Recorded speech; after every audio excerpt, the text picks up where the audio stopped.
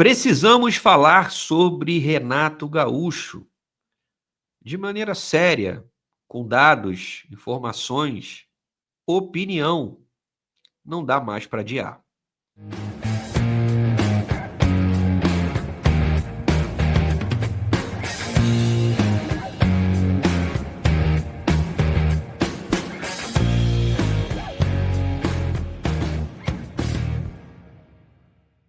Bem-vindo ao canal do Leandro Dias. Eu falo sobre futebol com foco em Fluminense diariamente e conto com a sua participação deixando o like no vídeo e também a inscrição no canal, caso não seja um inscrito.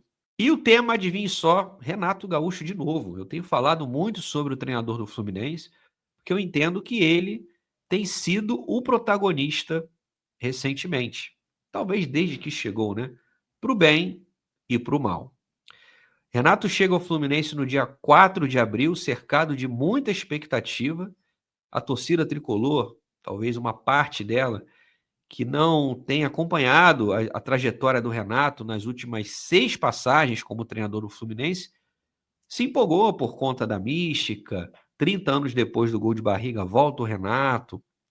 Ele é um cara muito falastrão, fanfarrão. O torcedor gosta disso, até então bem-humorado. Então, havia sim uma esperança de que com o Renato o Fluminense pudesse voltar a jogar um futebol melhor do que vinha apresentando com o Mano Menezes. Mas adivinhe só, o chato de galocha aqui, aquele que só reclama e critica o tempo todo, ponderou a contratação de Renato. Eu acho que foi vendido para a torcida, até por parte da imprensa, um Renato Gaúcho que nunca existiu. Tem mérito nas conquistas das Copas, as 2 da Copa do Brasil, uma pelo Fluminense, a Libertadores pelo Grêmio, algumas boas campanhas com o Grêmio no Campeonato Brasileiro, mas o tal Renato corajoso, ambicioso, ofensivo, para quem acompanha a carreira dele, sabe que nunca existiu. E hoje eu vejo muita gente frustrada, decepcionada, à toa. Era só pesquisar um pouco ou então acompanhar aqui o canal do Leandro Dias.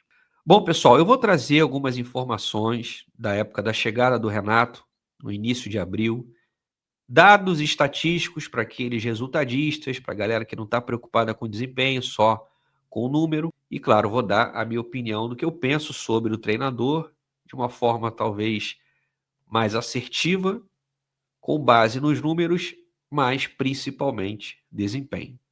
Eu sempre falo com vocês aqui que eu não sou um comentarista de resultado. São 3 no futebol. A vitória é boa, o empate é mais ou menos e a derrota é ruim. Não precisa nem ver o jogo. Basta acessar o Google e conferir o placar e dar opinião. Eu analiso o rendimento. Eu acho que é por isso que as pessoas me acompanham durante essas 2 décadas militando no jornalismo esportivo. Vamos lá, vamos começar com a chegada do Renato Gaúcho e uma declaração muito importante. Renato Gaúcho apresentado pelo Fluminense e foi exatamente assim que o GE titulou. Alegria de jogar e coragem. Vamos ver o que o Renato disse. Acima de tudo, fico muito feliz por estar aqui. É lógico que todas as competições que a gente entra para ganhar. Nem sempre é possível, mas a gente trabalha no dia a dia para conquistar sempre os resultados, para conquistar títulos e disso eu não abro mão. Conversei bastante com os jogadores e o que procurei passar para o grupo foi alegria de jogar e coragem. Isso o torcedor pode ficar tranquilo que vai ver no meu time.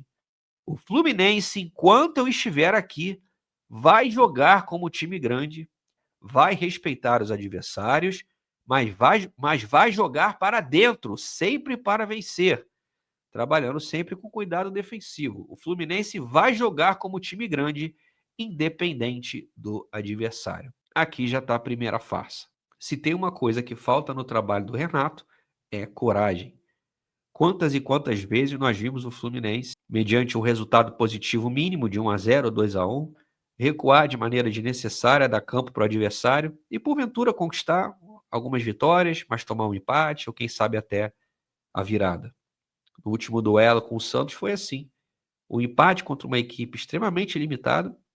O Renato tira centroavante, bota zagueiro, toma o gol, mas tem sorte porque o jogador estava impedido do Santos. Faz um meio-campo que inviabiliza completamente o Fluminense, o mais ofensivo. O time não dá um chute no gol sequer e comemora o empate com o Santos. Então, coragem é uma coisa que falta no trabalho do Renato. E aí vão logo me contestar, mas e no Mundial de Clubes? O Mundial de Clubes, o Fluminense fez uma campanha linda, mas até ali jogou de maneira reativa, o que é compreensível. Ninguém iria esperar que o Fluminense ia jogar de peito aberto contra gigantes como o Borussia Dortmund, Inter de Milão e até mesmo o Al Hilal. O Fluminense jogou como deveria, é inferior aos adversários, teve humildade e, claro, foi beneficiado por duas situações que para mim foram fundamentais. A motivação dos atletas no nível de concentração muito alto e abrir o placar cedo, o que facilita para quem quer se defender e contra-atacar. Esqueci do terceiro, John Arias, que não temos mais. O Fluminense faz uma ótima campanha no Mundial,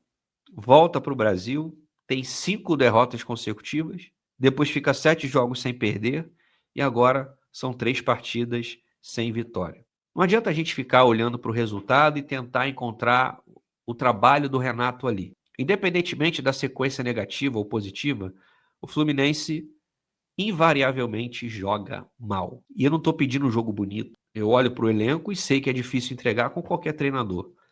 Mas jogar bem é possível.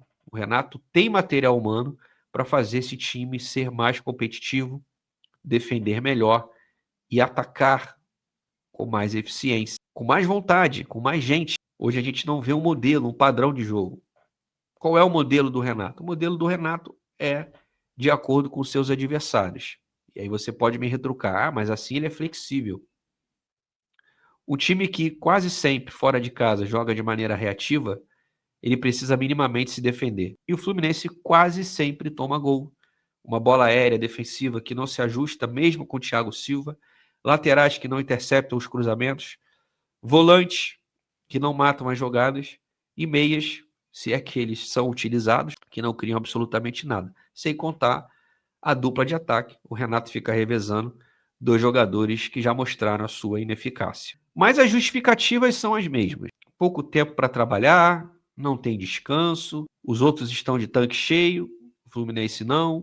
E aí o Renato na coletiva diz o seguinte, após o empate com o Santos, o melhor treinamento para a gente agora vão ser esses 4 dias de folga que nossos jogadores vão ter.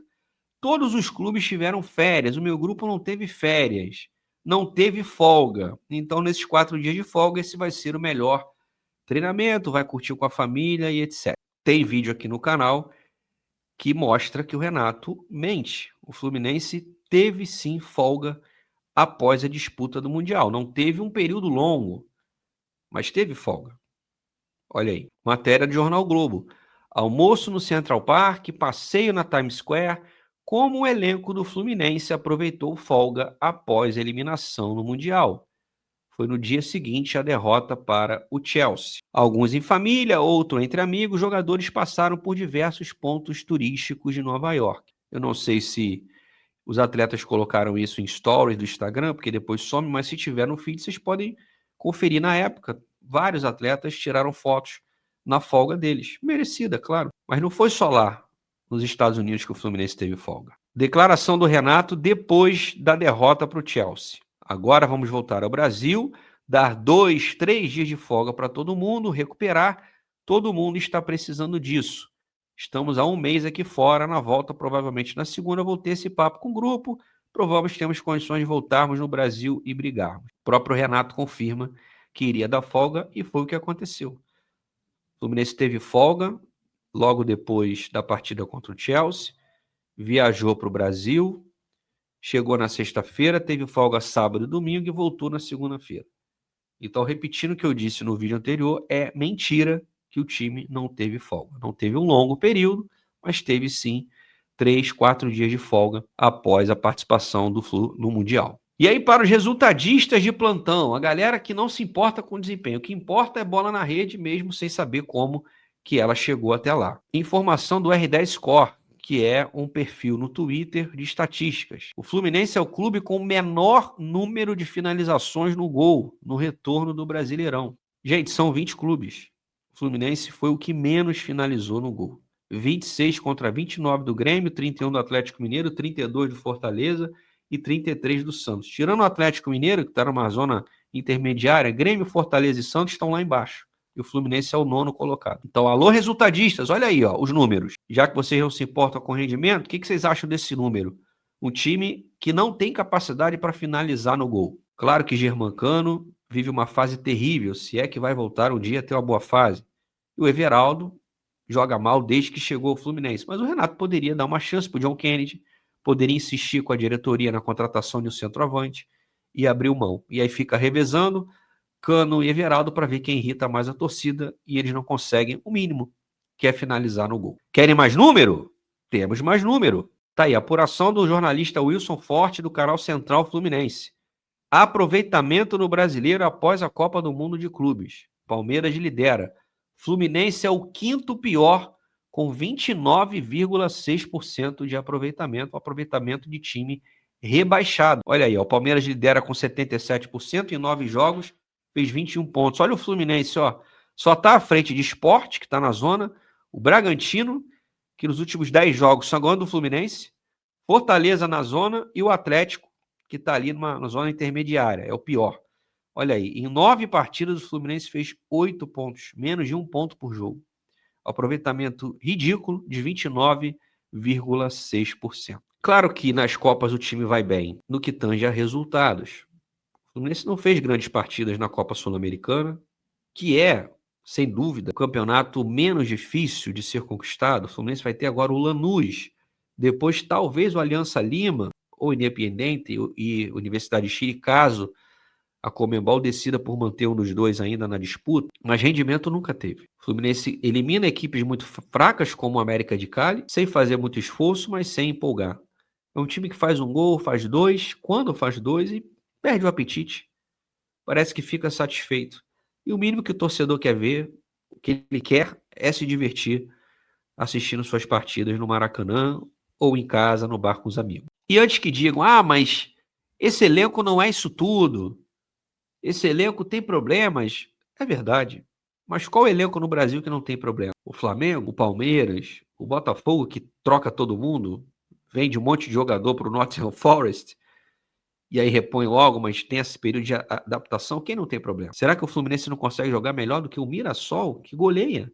Faz 5 no Bahia, 4 numa outra partida? Será que com o material humano existente, o Renato não consegue fazer com que esse time tenha o desempenho mais adequado, que traga confiança para o seu torcedor? Eu imagino que já em setembro ninguém peça futebol maravilhoso, bonito, vistoso. A gente quer ver o Fluminense jogando bem, não necessariamente jogando bonito. E a gente não está falando de um treinador qualquer, que ganha 150, 100 mil, 200 mil, 300 mil, meio milhão. Não, gente. Renato pediu mais e o Fluminense pagará o maior salário de sua história a um treinador. Formação aí da Aline Nastari, repórter da TNT. Segundo a jornalista, o Fluminense ofereceu 1,5 milhão por mês a Renato e sua comissão. No entanto, o treinador fez uma contraproposta e pediu 1,7 milhão por mês com multa rescisória. A diretoria, por sua vez, aceitou o valor da multa, ao menos por hora, não foi revelado. 1,7 milhão por mês para apresentar esse futebolzinho? Será que um treinador de 200, 300 mil não faria a mesma coisa? Fora de casa, quer segurar o resultado, trazer um pontinho ou quem sabe espreitar no contra-ataque. Coloca 3 volantinhos, 2 pontas abertos, fica recuado, sofre, porque o time marca mal, recupera a bola, joga nos pontas e tenta fazer o gol. Precisa do resultado? Tira um dos volantinhos, põe um meia em casa para tentar sufocar o adversário e não sufoca. Faz um gol e depois recua, tira o meia, bota o volante. Isso quando inventa Otávio agora de volta, Thiago Santos, tira atacante, põe zagueiro. Que Renato corajoso é esse? Que ofensividade é essa pelo qual o Renato frisou na sua chegada ao Fluminense? E aí eu imagino que você esteja pensando, tá, Leandro, o que você quer dizer com isso? Qual a sua conclusão? É para tirar o Renato? O Renato tem que deixar o Fluminense? Antes de qualquer coisa, o Renato, na minha opinião, não era para ter chegado.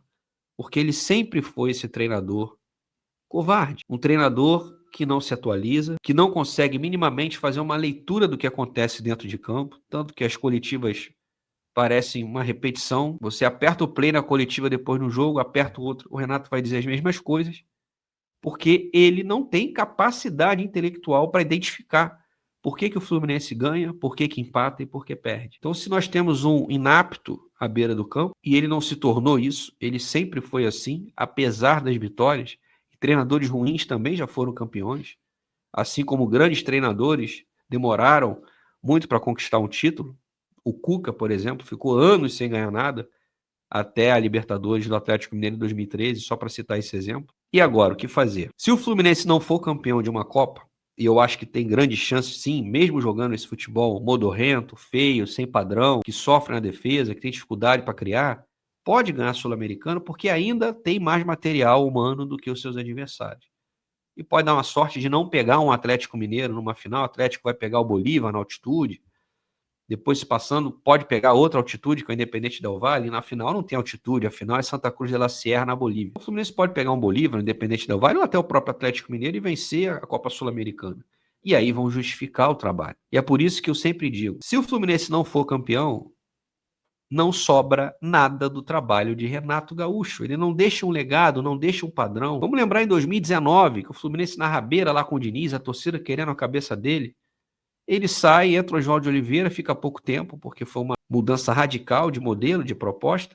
O Marcão assume o lugar do Oswaldo de Oliveira, faz uma pequena alteração, ele bota o Fluminense com mais um meio-campista, o Yuri, para preencher um pouco a parte defensiva. O Fluminense joga muito parecido como jogava com o Diniz, agora com resultado, uma equipe um pouco mais guarnecida, e consegue se livrar do rebaixamento com o Marcão em 2019.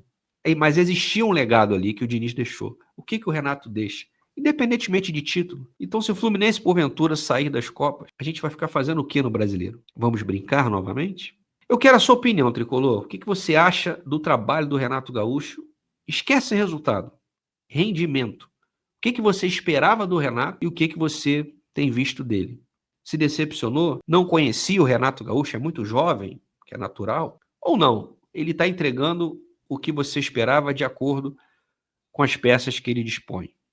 Coloca aí nos comentários, vamos debater. E antes de sair, like no vídeo e a inscrição aqui no canal. Forte abraço, galera. Até a próxima. Valeu!